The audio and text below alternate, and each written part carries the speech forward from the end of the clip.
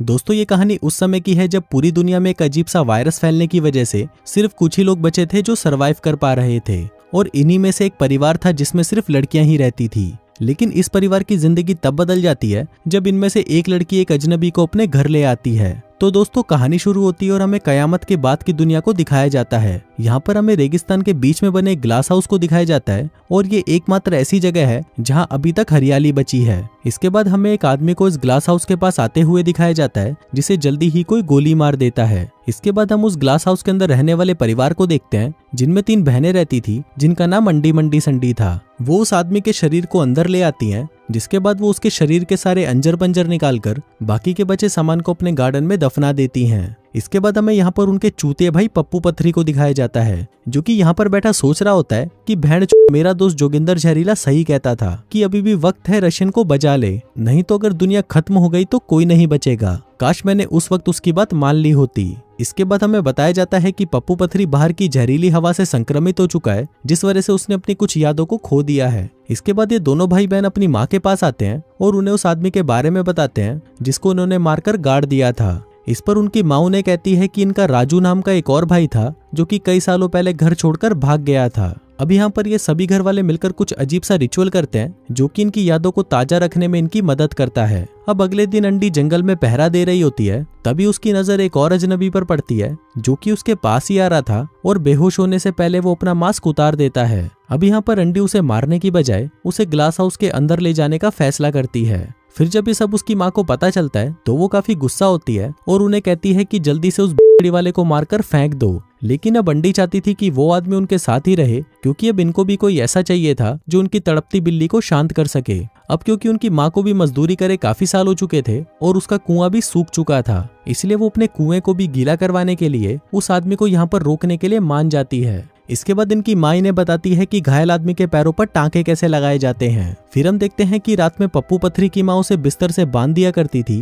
क्योंकि उसे रात को मजदूरी वाले सपने आते थे। लेकिन जब अगली सुबह पप्पू पथरी की आंख खुलती है तो वो ये देखकर हैरान हो जाता है कि रात को उसकी पिचकारी ने सारा पानी उसकी पैंट में ही छोड़ दिया। अब क्योंकि पप्पू पथरी का ये काम रोज का बन चुका था, इसलिए उसकी गीली चादरें साफ करते करते उसकी बहनें काफी परेशान हो चुकी थी। फिर अगली सुबह वो तीनों उस आदमी की पट्टियां बदलती हैं। जिस दौरान जब मंडी पानी लेने के लिए जाती है तो अंडी उस आदमी को घूरने लगती है क्योंकि उसने पहली बार इतने बड़े हथियार वाले किसी आदमी को देखा था। कुछ देर बाद उस आदमी को भी होश आ जाता है और वो उनसे पानी मांगता है। तभी अंडी उसे पानी देती है और उसे कोई भी चालाकी न करने को कहती है। वहीं जब माँ को पता चलता है कि वो आदमी जाग गया है तो वो उसके पास पूछताछ करने आती है। अब यहाँ पर उस आदमी को अपना नाम तो याद नहीं होता, लेकिन वो कहता है कि मैं शहर से आया हूँ। वो बताता है कि बाहर सब कुछ तबाह हो चुका है और ज्यादातर लोग अपनी याददाश्त खोकर पागल हो चुके हैं। अब पप्पू पथरी भी उस आदमी के आने से खुश नहीं था, लेकिन अंडी उसे यकीन दिलाती है कि वो आदमी बिल्कुल भी खतरनाक नहीं है। फिर अगले दिन माँ संडी से कहती है कि तुमने 2 दिन पहले जिस आदमी को दफनाया था उसे बाहर निकालो और उसके शरीर को वार्निंग के रूप में घर के बाहर लटका दो। अब उनकी ये बातें सुनकर उस अजनबी की फटकर 464 हो जाती है कि कहीं बहन ये उसे भी काटकर लटका ना दे। खैर अगले सीन में संडी उस आदमी की बॉडी को चेतावनी के रूप में अपने घर के बाहर लटका देती है। इसके बाद अंडी उस आदमी से मिलने के लिए आती है और उसे वहां पर उगने वाले कई तरह के फल और सब्जियां दिखाती है क्योंकि यहाँ पर अंडी इस आदमी को पटाना चाहती थी। इसी दौरान जब वहां पर संडी आती है तो अंडी उसे वापस भेज देती है क्योंकि सबसे पहले वो अपना खाता खुलवाना चाहती थी। इसके बाद अंडी अपनी बहन को समझाती है कि देख बहन, उस आदमी पर इतना भरोसा मत कर क्योंकि अक्सर भरोसे वाले ही भोसले वाले निकलते हैं और ये तेरे लिए खतरनाक साबित हो सकता है। लेकिन अंडी उसकी बातों पर ध्यान नहीं देती। फिर अगले दिन हम संडी को देखते हैं जो उस आदमी से पूछती है कि तुम मुझे बताओगे कि घोड़ा कैसा दिखता है। तभी वो आदमी उसे कहता है कि रुक, मैं अभी तुझे पैंट खोलकर अपना काला घोड़ा दिखाता हूँ। लेकिन फिर वो अपना मन बदल लेता है और उसे कहता है कि तुम मुझे चाकू ला कर दो, मैं तुम्हें लकड़ी का एक घोड़ा बनाकर दिखा दूंगा। तभी उसकी बात मानकर संडी बगीचे में जाकर अपनी बहनों से छुपते छुपाते एक चाकू उठा लाती है। फिर जब वो आदमी लकड़ी का घोड़ा बना रहा था तभी उसे पप्पू पथरी भी देख रहा था। इसके बाद वो आदमी पप्पू पथरी को सिखाता है कि घोड़े के टुकड़ों को कैसे जोड़ना है, जिस पर पप्पू पथरी भी वैसा ही करता है। लेकिन फिर वो ऐसा कर नहीं पाता तो वो गुस्से में वहां पर तोड़फोड़ करना शुरू कर देता है और कहता है कि बहन मुझसे नहीं होता ये सब बकचोदी, मुझे तो बस बजाने के लिए एक रशियन दे दो। तभी अपने भाई का पागलपन देखकर अंडी उस आदमी को खोल देती है ताकि वो उसके भाई को कंट्रोल कर सके। तभी ये सब देखकर उसकी माँ को भी यकीन हो जाता है कि ये अजनबी उनके लिए खतरा नहीं है और इसलिए अब वो उसे भी अपने परिवार में आजादी से रहने देने का फैसला करती है। फिर अगले सीन में हम देखते हैं कि रात हो जाती है और वो आदमी अंडी से मिलने उसके कमरे में जाता है। यहाँ पर अंडी उसे राजू कहकर बुलाती है। इस पर वो आदमी कहता है कि नहीं, मैं राजू नहीं हो सकता, क्योंकि मैं तुमको अपनी बहन नहीं मानता और न ही मैं तुम्हारे लिए ऐसा महसूस करता हूँ। फिर अगले दिन अंडी उस आदमी को ब्रश लाने के लिए कहती है। इसके बाद जब वो ब्रश लेने जाता है तो वो वहाँ पर संडी को देखता है, जिसके हाथ में एक मेमोरी बॉक्स था। अब संडी यहाँ पर उस आदमी से काफी नाराज थी, क्योंकि उसने उसकी दोनों बहनों के साथ तो काफी समय बिता लिया था, लेकिन उस पर वो अभी तक थूका भी नहीं था। फिर अगले सीन में उनकी माँ उस अजनबी से मिलने के लिए आती है और उसे कहती है कि आदमी इतने शरीफ कभी नहीं होते, क्योंकि वो बहन के लिए हमसे कुछ ना कुछ चाहते ही हैं, और मुझे लगता है कि तुम भी हमसे कुछ ना कुछ चाहते हो। शायद तुम अंडी के साथ मजदूरी करके उसे प्रेग्नेंट करना चाहते हो। वो उसे कहती है कि तुम उसे बजा तो सकते हो, पर ये याद रखना कि अगर तुमने उसे बजाया तो तुम्हें मुझे भी बजाना पड़ेगा।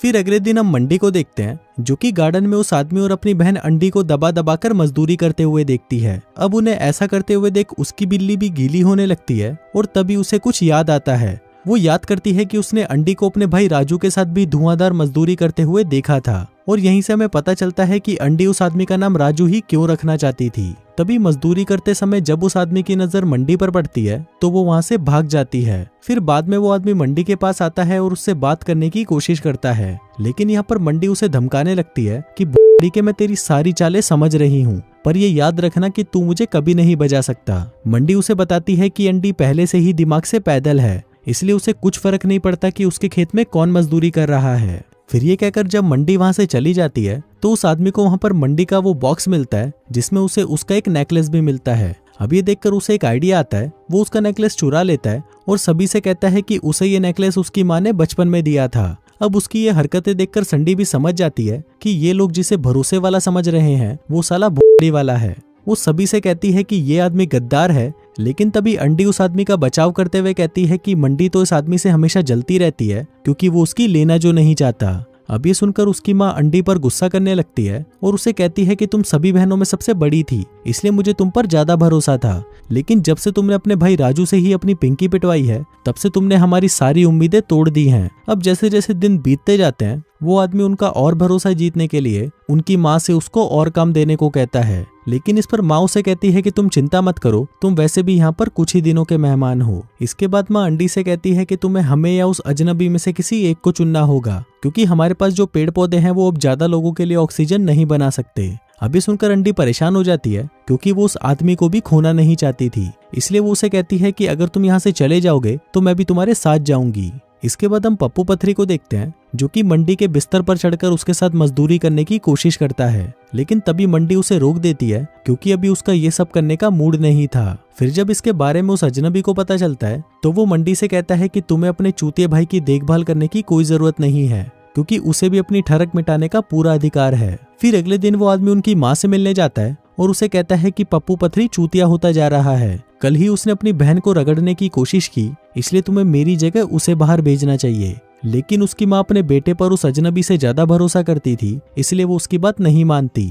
फिर कुछ देर बाद रात हो जाती है और वो अजनबी फिर से उनकी माँ से मिलने आता है। उनकी माँ को लगता है कि शायद वो अपना हथियार पीछे से डालेगा, लेकिन तभी वो आदमी उसकी माँ को पकड़ लेता है और उसका गला घोंटकर उसे मार डालता है। इसके बाद वो आदमी उसकी बॉडी को पप्पू पथरी के पास जाकर रख देता है, ताकि लोगों को ये लगे कि उसे पप्पू पथरी ने मारा है। लेकिन ये सब देखकर पप्पू पथरी डर जाता है और उस आदमी पर हमला कर देता है। तभी उनकी आवाज सुनकर सभी बहनें वहां पर पहुंच जाती हैं और ये जानकर रोने लगती है कि उनकी माँ मर चुकी है। फिर जब सभी लड़की अपनी माँ का फ्यूनरल कर रही होती हैं, तो इसी दौरान वो आदमी पप्पू पथरी को बांध देता है, जिसके बाद वो घर की खिड़कियां खोल देता है ताकि पप्पू पथरी अपनी सारी याददाश्त भूल जाए। वो उसे कहता है कि मैं तुम्हें ये याद रखने बिल्कुल नहीं दे सकता कि उस बुढ़िया को मैंने मारा है। फिर वो अजनबी उसे यहाँ पर ये भी बताता है कि मुझ पर इस वायरस का कोई असर नहीं होता, इसलिए मैं अपनी याददाश्त नहीं भूल सकता।